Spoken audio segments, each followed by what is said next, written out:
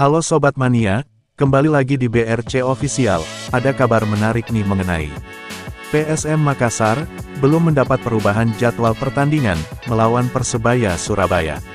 Sejatinya PSM Makassar dan Persebaya, bertemu pada pekan keempat, Super League 2025/2026 di Stadion B.J. Habibie, Parepare, Sulawesi Selatan, Sulsel, Minggu, tanggal 31 Agustus tahun 2025 pukul 16.30 WITA. Penundaan disebabkan, situasi keamanan di kota Makassar.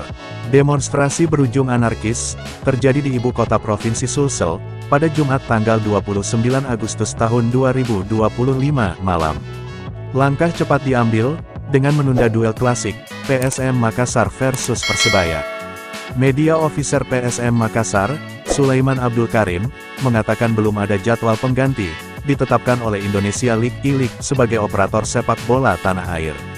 Meski sebenarnya, ada rentan waktu cukup lama dari laga tunda, Persebaya ke pertandingan melawan Persita Tangerang. PSM Makassar dijadwalkan menantang Persita, di Stadion Indomilk Arena, Tangerang, Banten, Kamis tanggal 11 September tahun 2025 pukul 20 WITA. Pasalnya, ada jeda FIFA Matchday. Belum ada info, perubahan jadwal. Di surat yang kami terima, penundaan sampai situasi kondusif, ungkapnya saat dihubungi tribun-hubungtimur.com, Sabtu tanggal 30 Agustus tahun 2025. Di lain sisi, manajemen Persebaya menghormati keputusan penundaan. Bagi mereka, penundaan pertandingan sebagai bentuk empati terhadap kondisi yang terjadi di Indonesia. Surat penundaan pertandingan resmi telah diterima dari E-League pada Sabtu tanggal 30 Agustus tahun 2025 pukul 1.20 waktu Indonesia Barat. Kami memahami keputusan ini diambil demi kebaikan bersama, ungkap media officer Persebaya Jonathan Yovino, melalui keterangan tertulisnya Sabtu. Pria akrab disapa Vino ini menyebut, keamanan dan keselamatan semua pihak, jadi prioritas utama. Pihaknya juga berharap, situasi secepatnya bisa kondusif. Kami berharap situasi segera kondusif, sehingga kompetisi dapat kembali berjalan normal, ucapnya.